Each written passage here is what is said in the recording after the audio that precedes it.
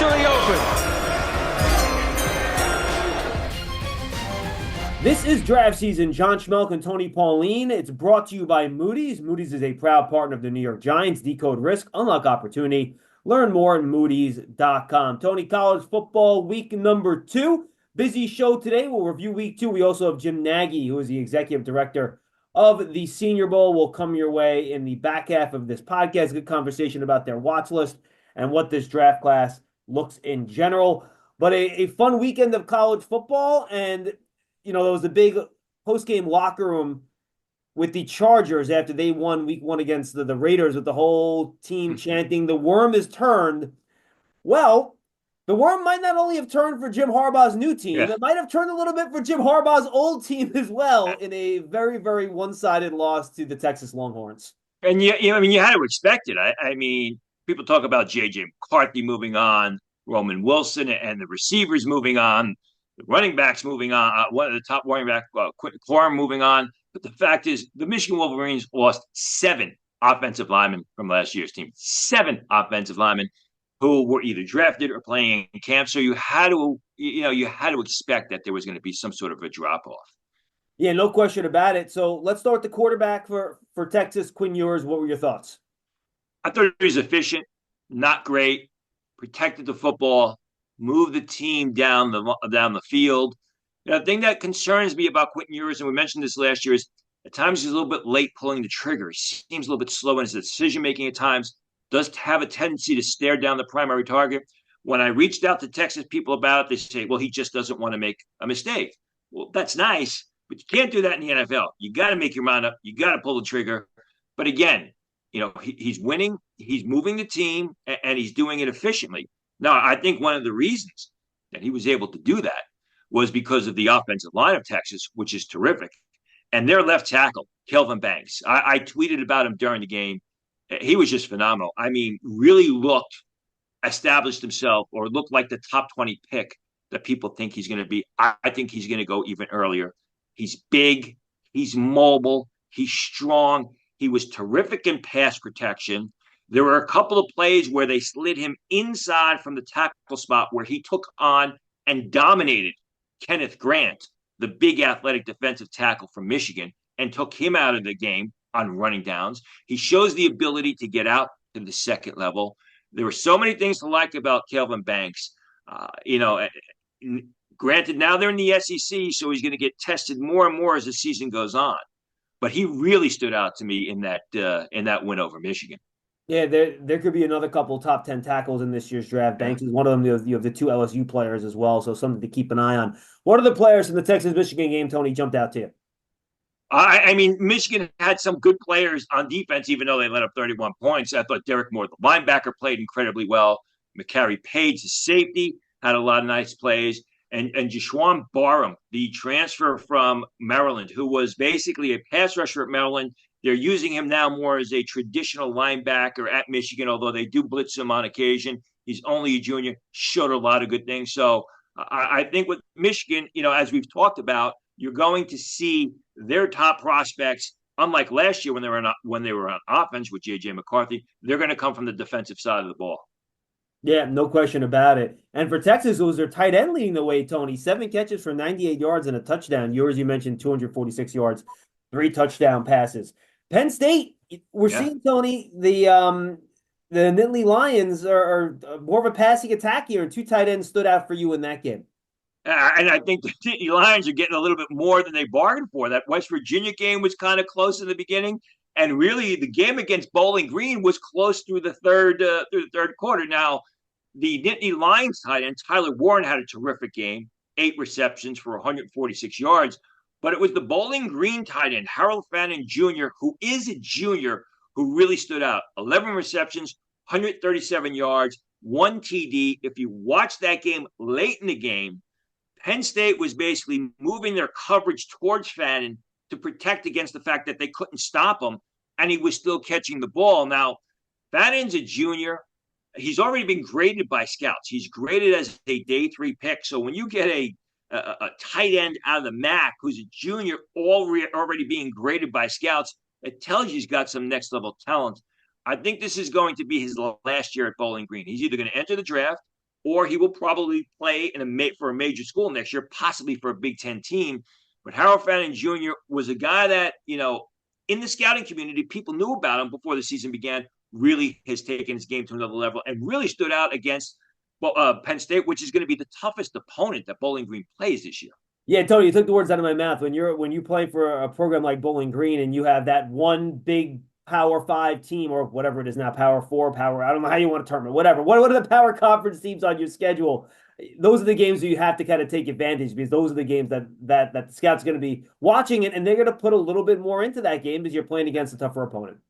And he absolutely did. And like I said, late in the third quarter, when Bowling Green was still in that game, you could see how Penn State was basically gearing and shifting the coverage towards Fannin to double team him to make sure there was a safety on him as well as a linebacker, whoever else they had covering him off the line of scrimmage. All right, let's move on to that Oklahoma State Arkansas game, Tony. Arkansas came up on the wrong end of that, but you liked one of their wide receivers and you liked the linebacker from Oklahoma State. It was a great football game, except if you were an Arkansas fan. I mean, they had that game, winning that game. It looked like it was going to be a cakewalk. Oklahoma State comes back, they win it in overtime. Nick Morton, who was basically second linebacker on that Oklahoma State team, Colin Oliver is the guy that scouts like. He's a senior. He's an explosive guy. He went down early in the game with a leg injury. Then Nick Martin basically just blew it all up. 16 tackles, 4.5 tackles for loss, 3 quarterback hurries. He's an explosive guy. I actually, even though scouts love Colin Oliver, off the 2023 film, I actually have Martin rated slightly higher because he's faster, he's quicker, he's probably a little bit smaller, but he's more explosive. And Andrew Armstrong, the receiver from Arkansas, 10 receptions, 164 yards, entered the season graded as a PFA. He was responsible for 70% of the receiving yards from Arkansas. He's a long guy. He's sure-handed. He's not fast. He's your prototypical possession receiver, but he just does so many things well. I have him as a late-round pick. If you're looking for a receiver, a possession receiver, sure-handed, reliable guy in the late round, 6th, 7th round, I think teams will look towards Andrew Armstrong. A lot will depend on how he tests before the draft next April.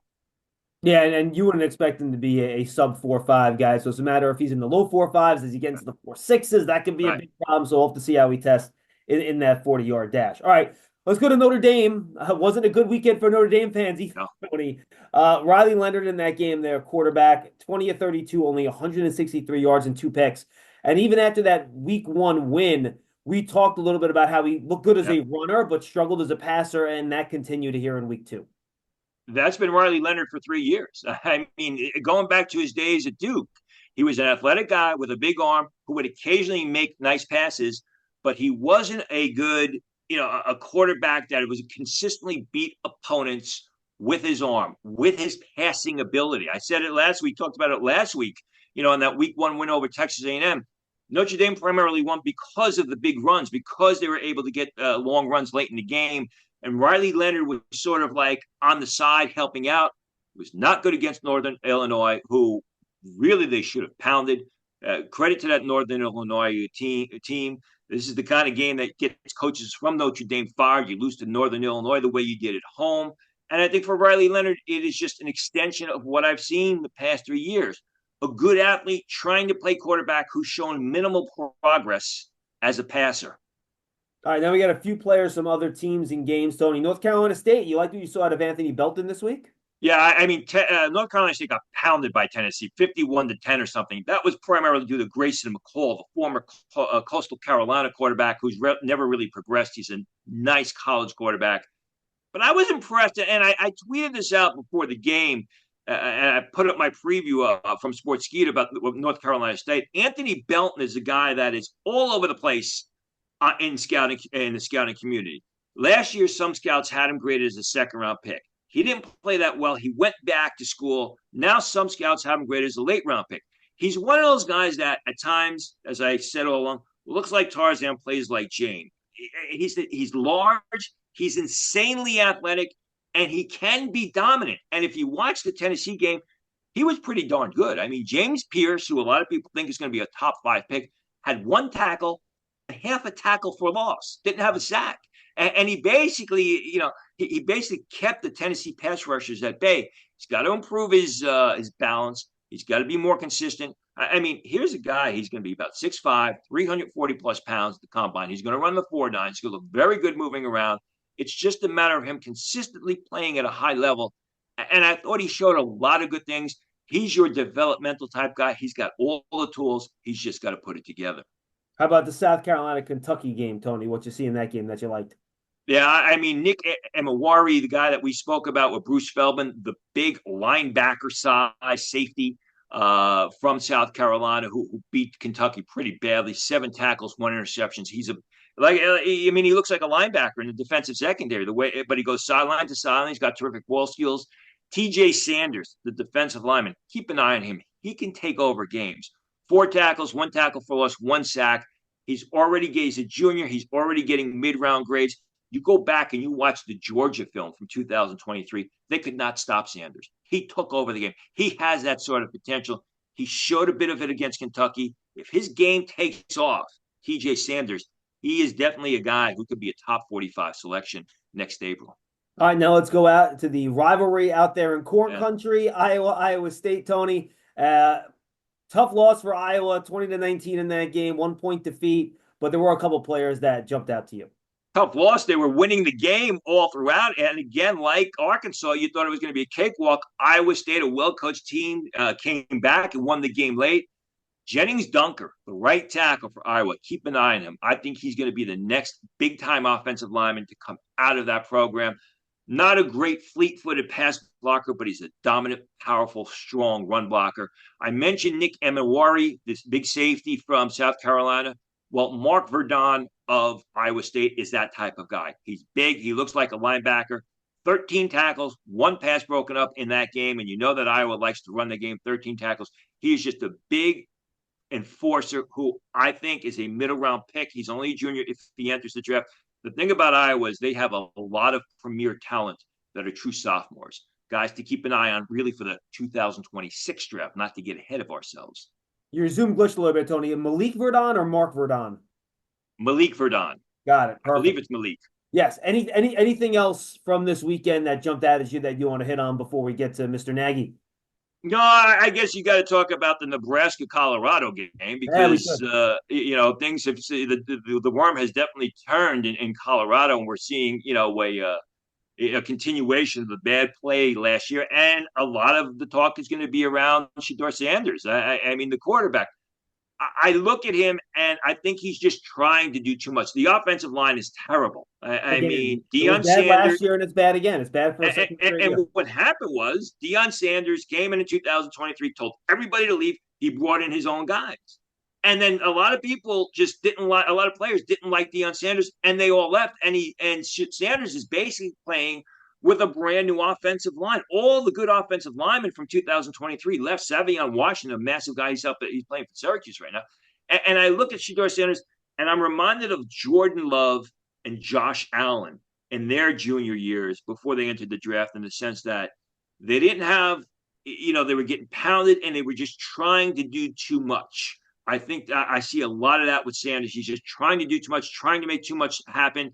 And, he's getting the snot beat out of him because they can't block for him. Yeah, we knew Matt Rule, by the way. He struggled in Carolina as an NFL coach, but it seems like he's starting to turn around that Nebraska program. He struggled the first half of the year against Nebraska.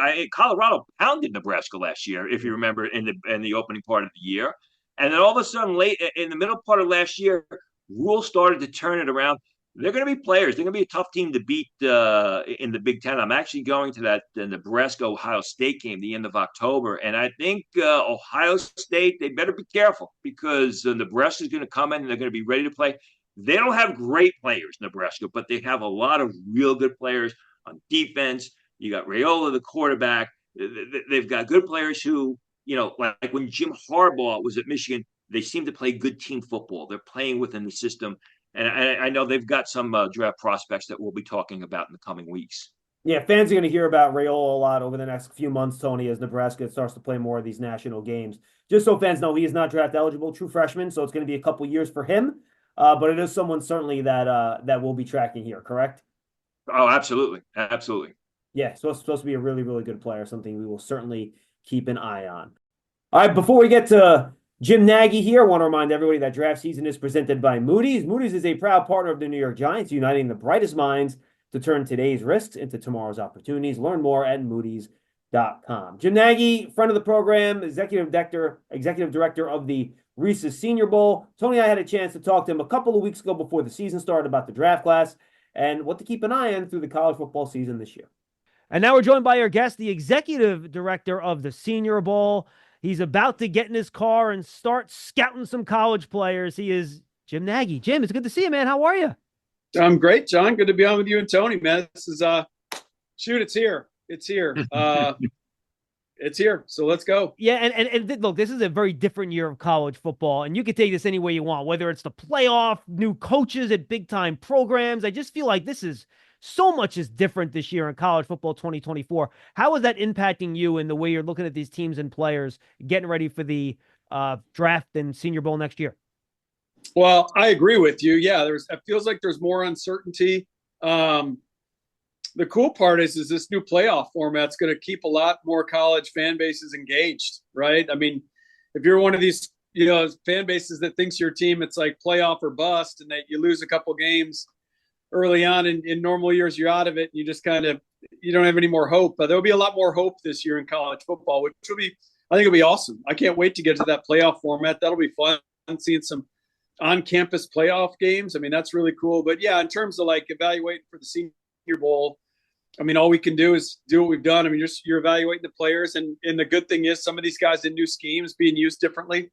So that'll help clean up the evaluation in some cases. So yeah, I mean, we do a lot of work in the off season. I know we're going to talk about the watch list a little bit, but I tell all our guys, and we promise these players, like we got to go into the season with a kind of a clean slate. This year's tape is the most important, and not that we won't factor in what we've seen in previous years, but we want all these guys to play well this year. I want to ask you more of a college football question, because, you are at the eye of the hurricane there in the state of Alabama. You talk about changes. I mean, you look at the college football situation in Alabama, you got an up-and-coming Troy program. You got Jacksonville State, who made their entrance, loud and clear last year. You expect to have an improved Auburn plan. And then you have the king of the throne, Alabama, who underwent some, monumental changes in the offseason with Nick Saban retiring, and, you don't know what's going to happen there. There were some transfers. What is the feeling in your state moving towards, as we move into the 2024 season? I mean, gosh, it's kind of the central theme, John, Tony, is that there's just so much movement we don't know. I just got done. That's why I've got a dress shirt on. I just was speaking at something here in Mobile to a big room of Tide fans. And I mean, I think Alabama's going to be good. I think Kalen DeBoer is a great coach. I think it's, I'll be excited for like years 2 and 3. But there's more unknowns in Tuscaloosa than ever. Troy, John Summerall just left Troy and went to Tulane. So that's a new thing. Kane Womack went up to Tuscaloosa, left South Alabama. Now we got Major Applewhite down here. You got Trent Dilfer going into year 2 or year 3 at UAB. I mean, there's, and then Hugh Freeze. I mean, I think that there's been a real uptick in recruiting at Auburn this summer that I know they're really excited about in the building.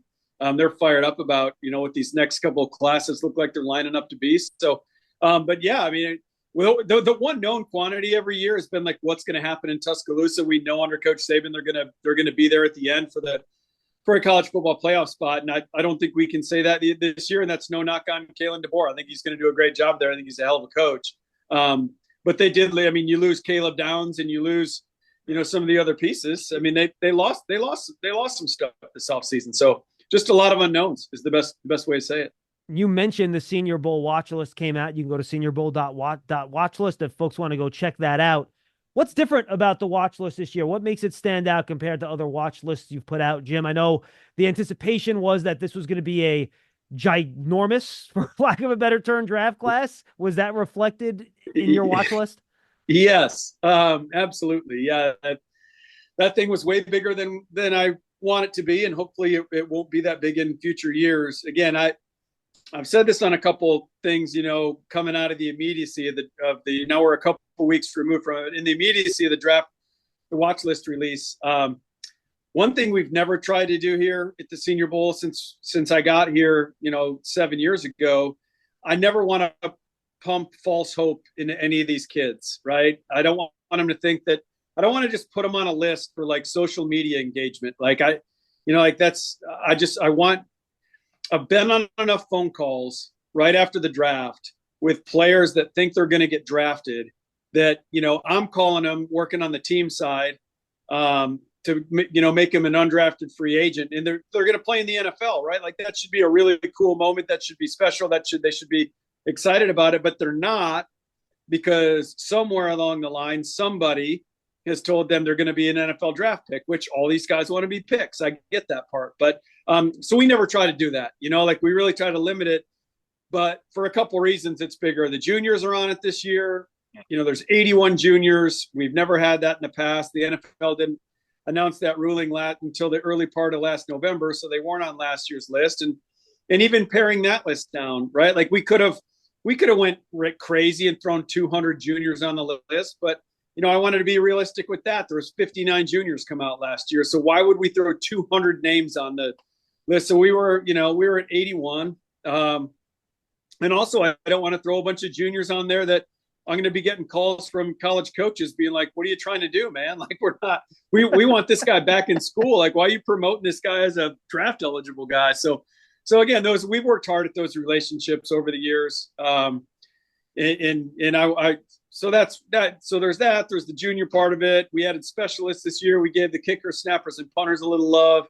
And then really the biggest reason why it's so beefed up is that this is the last year of that extra COVID year. So there's a lot of 5th and 6th year seniors as opposed to in years past. So yeah, we're sitting at 859. I would love that number to be closer to 500. But it was what it was. That's where the grades ended up. We had like, if you ended up on the list, you had kind of a grade that would get you in an NFL training camp next year. So it's kind of how it shook out. Jim, I want to ask you a question about the process with the juniors. And, it's funny, just go through a timeline. I'll probably make you laugh, but a lot of people don't know what the heck I'm talking about. 30 years ago, there was an eccentric guy by the name of Dave T. Thomas who used to run the Hula Bowl when it was actually played in Aloha Stadium. And he invited juniors to his game, and the NFL said, no way, wouldn't let any team representatives go and scout. I'm sure a lot of scouts that were upset because they missed out on a free trip to Hawaii. And then the Senior Bowl under Phil Savage was actually the first that allowed juniors to play in the game, juniors who were on pace to get their degree in a timely manner or before the time comes. And then, as you said, the league makes the announcement last year, juniors can play in the game. If you have, let's say, 2 offensive tackles or 2 receivers, one's a senior, one's an underclassman, and they're both neck and neck as far as your gradings are concerned, do you think there's going to be some sort of deference to the senior player, or how is that process going to work out? Because this still is the Senior Bowl. Right. No, that's great context there. Great historical context there. Yeah, Phil's. Again, Phil was in this chair when the league made that ruling, and it was, you had to have your diploma in hand by December. It wasn't like an on track thing. You had to have it. You had to be graduated. And that was one of the things when we got here, we realized like we need to take advantage of that. So we've had as many as 16 juniors in the game, even when it was just the graduate thing. Now, when I look at this year's game, this past year, we had 10 first rounders. All of them were seniors. We didn't get a single junior last year. And I think it was because of the timeline of when it was released. I just don't think a lot of these kids like get it in their head what their pre-draft process is going to look like. And for those juniors, I don't think they factored in Senior Bowl at all. So that's where I think we can get better this year. People always ask, what's next and what do you want to do? Well, and I think we've got a lot of room to improve, because there was a lot of junior receivers that we couldn't convince to come down here to Mobile. A lot of those guys that ended up not coming got jumped by the guys that came to Mobile. The Ricky Pearsalls, the Ladd McConkeys, the Xavier Leggett's.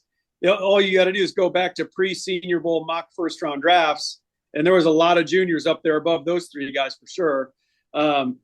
So, no, it's something where, again, it's – I understand the question. I would say we're always trying to bring the guys down here that the league wants to see most. And just historically, conventional thinking has always been we need to see the juniors because we don't know them as well. The league, when I say we mean the league, the scouts. They don't feel like they know those guys as much as players, because even though this thing has shifted quite a bit over the years in terms of schools being more open to talking about juniors. I mean, Tony, you know this. It used to be taboo as a scout. Like if you show up at a school and you ask about a junior, like I've been in those rooms where a young scout would ask about a junior, and not only would the coach get pissed off, the rest of the scouts, like as soon as the coach walked out, like the guy got a code red from the other scouts in the room for even asking about a junior. So, but there are students I'm getting long-winded, but schools are being more open about the juniors, but there's still some that aren't.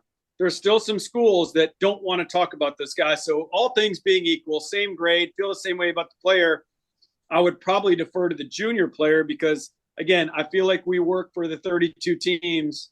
And if we're doing that, we're trying to bring the guys they need to get to know better.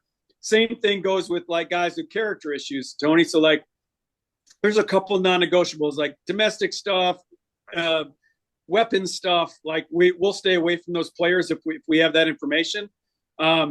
But if it's close, like if the teams are worried about how much a guy loves football or some football character thing, or, even if like, we want all our guys to get drafted. So it doesn't always behoove us to bring some of those guys. But if the league feels like, Jim, we would love to spend a week with this kid and figure this guy out, even if I know it might work against us in April and a guy not get picked, we're going to bring the guy because we serve the teams. I want to bring the guys they want to be around. So. And Tony, real quick, Tony, I want to follow up. Go ahead, Tony, real quick. I just want to follow up on that answer real fast. How does that communication happen with the teams in terms of knowing which guys that they want to know more about? You talk to scouts, you talk to GMs, Jim. How do those conversations take place? Yeah, John. So when Phil Savage had this job, I was living in Mobile. Phil's a good friend of mine. I mean, Phil's great. He did a great job at this game. But I would get like a one-off phone call here and then. Hey, Jim, what do you think about this guy? What do you think about this guy? And I'm sure he was doing that with a lot of people. Right. All we've done here since I got here is, we have our Zoom meetings with our scouting staff at the end of October. I feel like 8 or 9 weeks of the college season, you've got a pretty good handle on how it's going to shake out. Now, we still watch November. We still go out in November. We hold some roster spots back. So the guys that play well in November, because college coaches want us to do that. They don't want to feel like this whole thing's locked up in the early November and those kids have nothing to play for. But once we get the board feeling good about it, when I feel good about how things are, then we start our formal call process.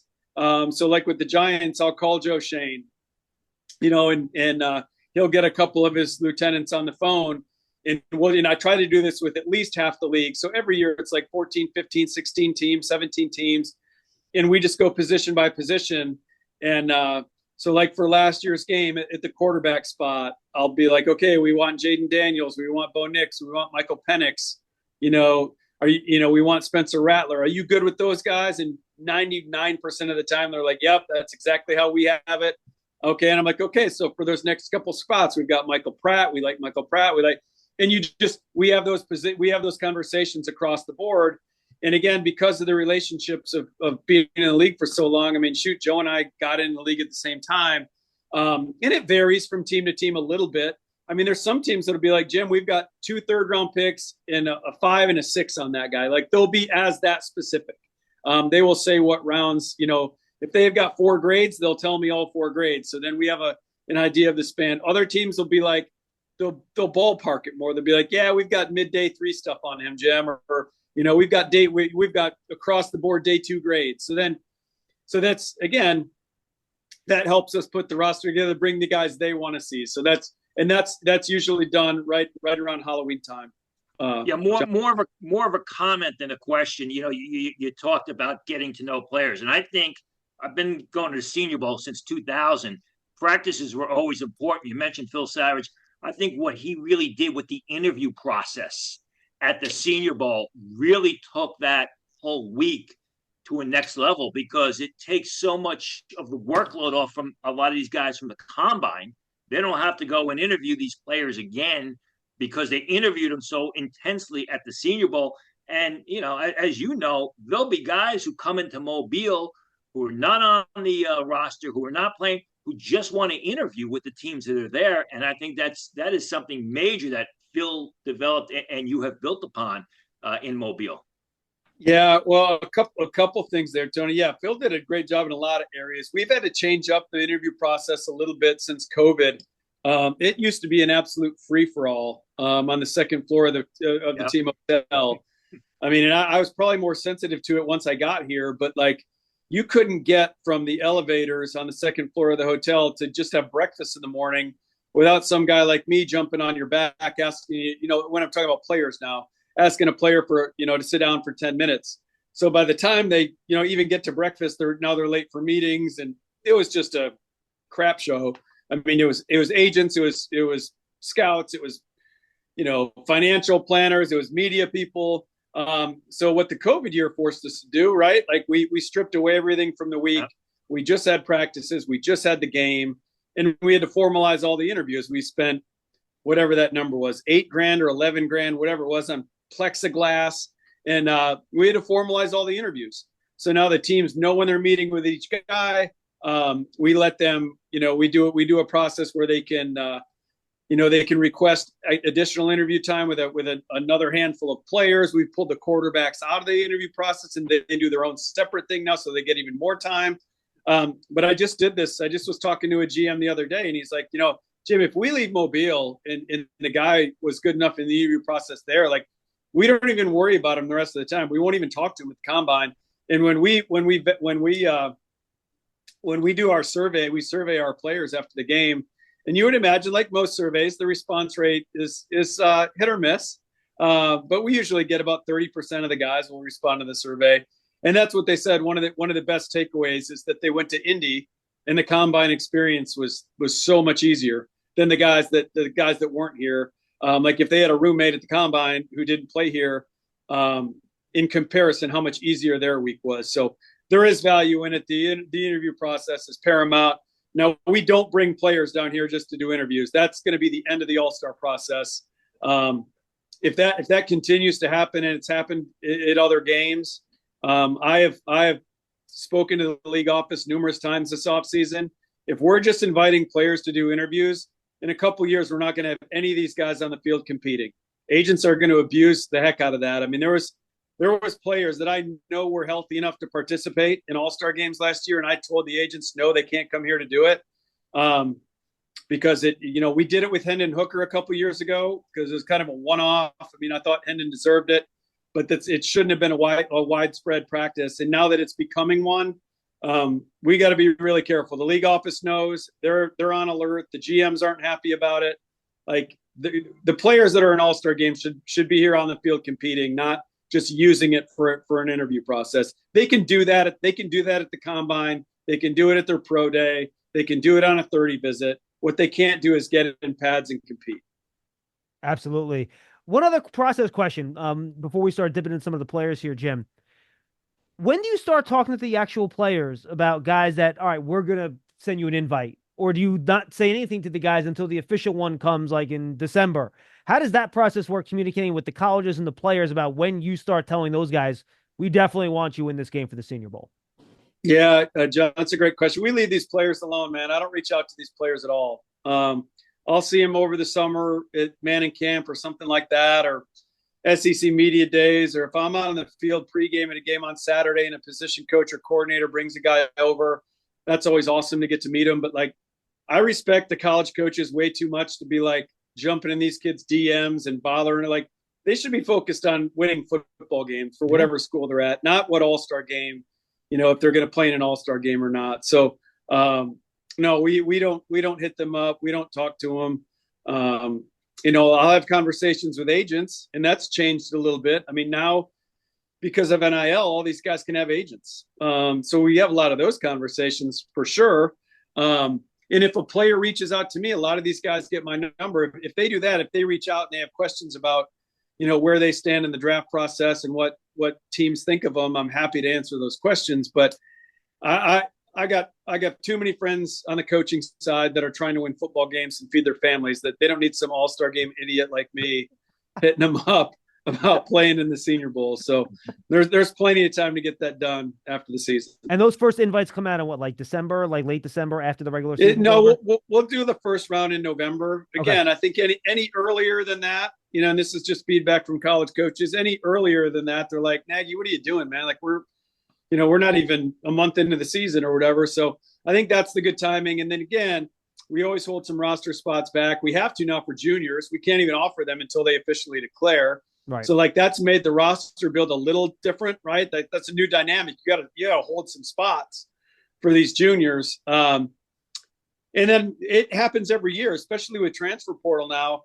These guys get better in November. Like you get a transfer that's at a new school, or you get a guy that has a new coaching staff coming in for a senior year. He might not know what he's doing the first 6 or 7 weeks out of the year. So he's not playing fast. He's thinking too much. And then you cut on the November tape and it starts to click and you're like, wow, this is the guy. This is who we thought he was going to be. And then when that happens, you better have a dang roster spot ready for him. So we don't invite to capacity in November, but that first round invites will go out around November. We talked about juniors, talked about state of Alabama. I want to start to talk to you about some players. First off is Jalen Milroe, a guy who I absolutely love. I think he is sadly underrated. I mean, at this point a year ago, people were talking about Jaden Daniels being a 5th-round pick, it turned out to be the 2nd pick of the draft. I see that same sort of potential or ability in Jalen Milroe when you look at the physical skills. Just got to improve some of the things, in my opinion, is downfield passing. What do you think about Jalen Milroe? Yeah, really excited to see Jalen. To me, he's one of those guys. I've been asked that a lot over the last few weeks. Like, who are you excited to see? Jalen's one of those guys. One, just what it's going to look like in Kalen DeBoer's offense. I think everyone assumes that they're just going to be a bombs away offense. But Kalen's a great coach. He was just playing to the strengths of what Washington had last year, right? I mean, Michael Penix was a great deep ball thrower. And they had, in my opinion, 3 eventual NFL starting receivers on that team with Adunze, McMillan, and Polk. So that's what they were offensively. I don't know if that's what they're going to be at Alabama this year. Maybe they will be because Milroe can throw a good deep ball. I think the biggest thing with Jalen is the anticipation. I think, right now he likes to see a clear picture before he lets it rip. I think that's where I'll be looking to see the improvement, and it should. Year 2 as a starter. I was at that Texas game last year that he got benched after, and it was really cool to see him. Got benched for South Florida, and then got reinserted, and then just got better and better and better over the course, the second half of the season. So, yes, I agree, Tony. I mean, I just go back to when Lamar came out, and there was a lot of people bashing Lamar and the skill set, and I was with the Seahawks at that point, and trust me, there were people in our building that weren't Lamar fans, and it wasn't. Bill Polian takes all the brunt of the criticism because he's the one that said, Lamar should be a wide receiver. And again, it sounds crazy now in hindsight that Lamar is an MVP level player. But he wasn't the only guy. I mean, there's people in the league thinking that too. And so the people right now have read a lot of harsh things about Jalen Milroe over the summer and his passing skill set. I'd just be careful because that's what people are saying about Lamar Jackson. So we'll see where it goes. But he's either the first or the second fastest player in that program in Tuscaloosa. That's saying a lot. I mean, it's not like he's playing at some small school in the middle of the country. I mean, he's at Bama and he's one of the top couple fastest dudes on the team. He's dynamic. He's got a chance to really ascend this fall. Yeah, and I think especially, Jim, in a quarterback class that's not last year's class, right? We're heading into the year. We knew Caleb Williams was going to be really good. We're pretty sure Drake May was going to be really good. Now, you did have a bunch of other guys emerge, like Jaden Daniels, to Tony's point. I think this year, while you're looking at guys like Shedeur Sanders, Carson Beck, this to me is a much more wide open quarterback landscape here where I could probably pick any of 5 guys where if they end up being the top quarterback in next year's class, it wouldn't necessarily surprise any of us.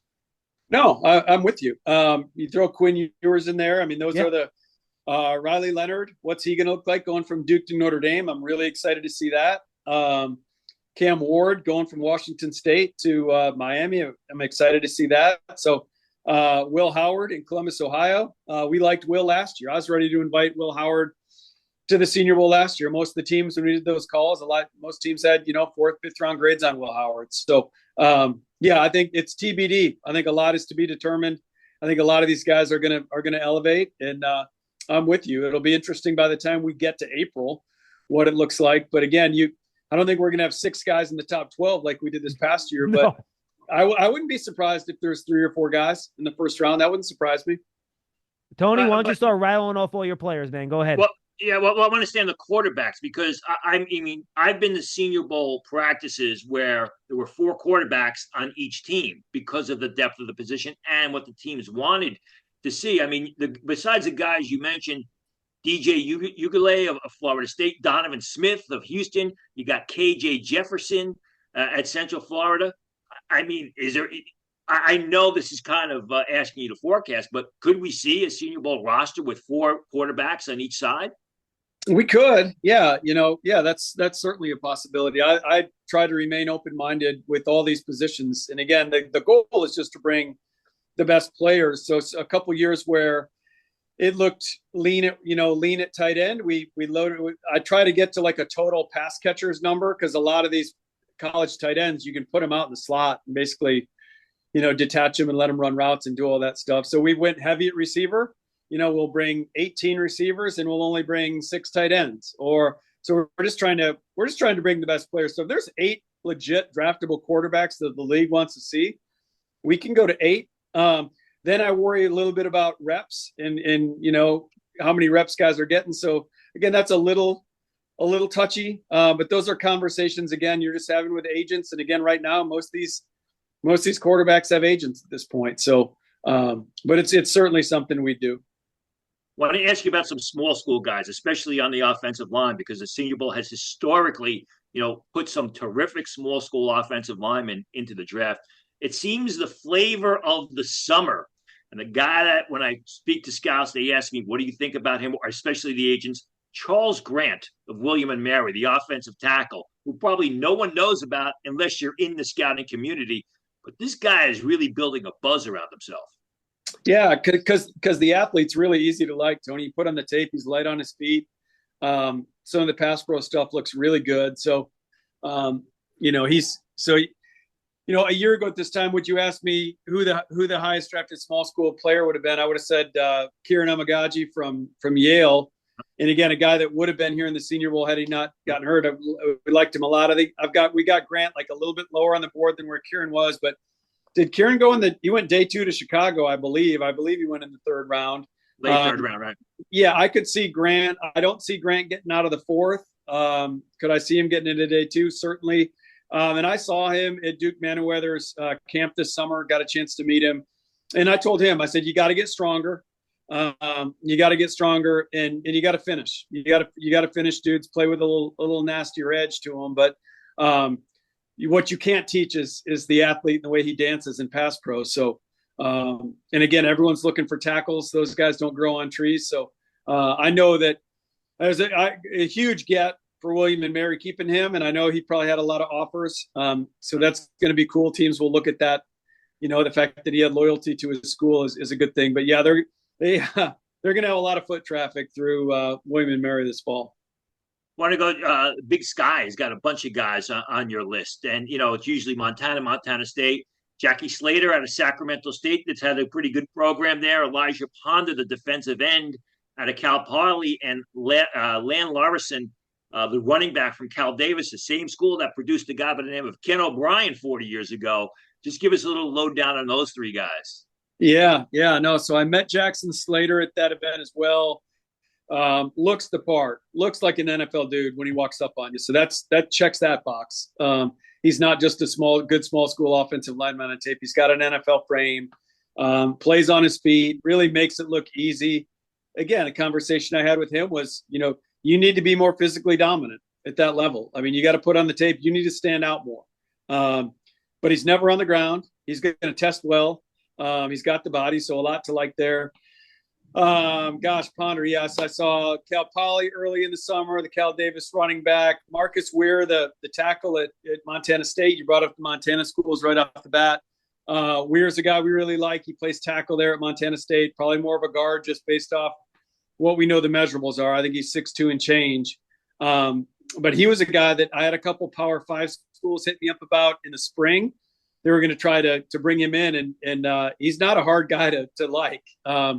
There's not a lot of warm up. I mean, you put that kid on. I mean, he's got NFL talent. He's a draftable player. So yeah, it's good out there. I mean, there was a lot of West Coast talent last year. We had a lot of Oregon, a lot of Arizona last year, a lot of Washington. So there was some really high end talent out there on the West Coast. And this year, the small school West Coast guys there's some good ones.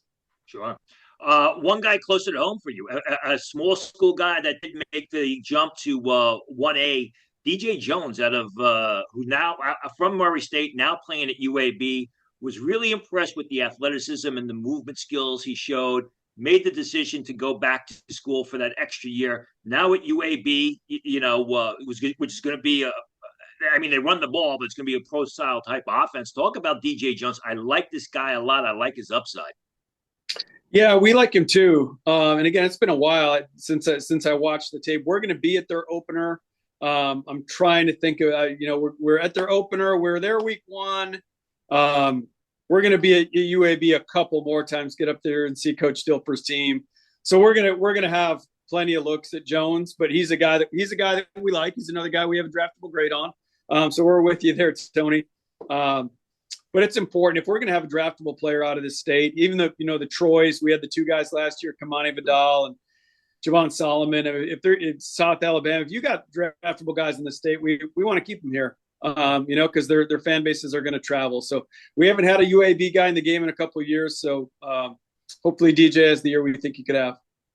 Tony mentioned a lot of guys up front. When you look, one more question on the watch list for me, Jim, is this a much bigger draft with bigger guys, specifically up front on defense, compared to what we saw last year?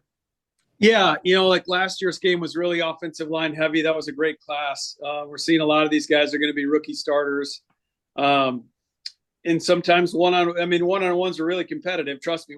You had Latu, and a bunch of other great defensive linemen, but I would say overall the O-line won those one-on-one battles more so than the D-line. It's probably going to be flipped this year. If you looked at our board right now, it certainly looks uneven with the O-line, D-line. That's a really stacked defensive line class, all the way from like noses all the way out to the edge guys. If we're including the edge guys as defensive linemen, there's some depth there, and some of the big interior guys have pass rush, which is cool. Sometimes you're just dealing with, big 2-down bodies in there. But there's going to be some interior guys in this class that can get upfield. So it's the deepest D-line class we've had in at least a couple of years, at least a few years. How many scouts do you have now sending out the games, Jim? Got 11 former NFL guys, same number as last year. We mixed it up. A couple guys got opportunities back in the league. We brought a couple new guys in. Couple guys that had director titles last year in the league, which is cool. They had some guys that have some executive experience as well. And so, yeah, they're getting after it. It's a really good staff, getting to know some of those guys. Some of them I was really familiar with. A couple guys came back from last year's staff, and then a couple of them are new. A couple guys that I don't really know very well. So it's been fun. That's a fun part of the process. I say it all the time. I'm very, I like what we've built here on the football operations side, but a lot of it's selfish. If my job were to sit in Mobile and just like watch this tape and pick players by myself, that frankly wouldn't be a lot of fun. So selfishly, it's been great. It's great. I mean, we're all texting all the time and calling each other when we see a player we like, just like we would if we were working for a team. So, and then we've got a DFO upstairs, Jack Gilmore, and we got 3 scouting assistants. So all told, on the football side of the operation, there's 15 of us. Nice. Final question for me. Just want to relate it back to the Giants here. Giants have 2 guys that were at the Senior Bowl last year in Theo Johnson and Drew Phillips that they have high hopes for this year. It looks like Drew Phillips is going to be the week 1 starting nickel. Give Giant fans a little bit of a feel for what you got out of being around those 2 guys for a week in Mobile last year. Yeah, I think the cool part was watching the Hard Knocks and seeing Joe and Brandon Brown. Like, they said some really nice things about those guys and what it meant for them to be with them in Mobile. I know Brandon made the point that their secret sauce was like multiple touch points. And I've tried to tell agents that, and I try to tell the players is like, guys, all they're trying to do is get to know you. Like, you've got a week to spend around these teams. They're I mean, and again, when you go to Indy, if you're here for a week and then you go to Indy, you're going to see a lot of familiar faces. It's going to make your process a lot easier. So that was awesome. I hit up Joe after that first Hard Knocks episode, thanking him. Really appreciative of that, because they said they felt like they really got to know both guys. And again, we had some of the Giants coaches, that coach Theo down here on the offensive side of the ball. So it does not surprise me that here we are, start of the NFL season, and Drew Phillips is a starting nickel. He is feisty, competitive. He's got ball skills. And I think he can play outside, because I think he can really run. We had a lot of fast dudes in the Senior Bowl last year, and he didn't get beat vertical all week. So that does not surprise me. He was one of my favorite guys in last year's class. And then Theo, I think, for a guy like they made the point in the Hard Knocks, I mean, where do you find guys that are legit 6'5", 260, are running the way Theo runs? So again, no knock on the Penn State staff. They had a lot of weapons. You got to spread the ball around, but I think Theo is probably a little underused. He did have 7 touchdowns last year, so they did a great job of getting the ball in the red zone. But I think there's a lot to him. When I did Theo last year, I thought he would start off as he'd either be a really good number 2, and if things really hit, he could be a starter. So to get that guy in the 4th round, to me, that's a great pick. So hopefully with Bellinger, another Senior Bowl guy, that he'll find a way to be a factor for you guys this year. Tony, anything else before we say goodbye? That's it. Nothing else from me.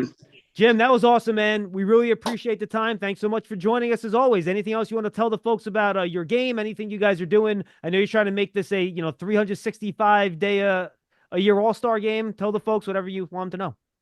Yeah, I mean, if they don't follow the draft real closely, I will tell them the draft process becomes a lot more fun when you do pay attention to these guys during the college season.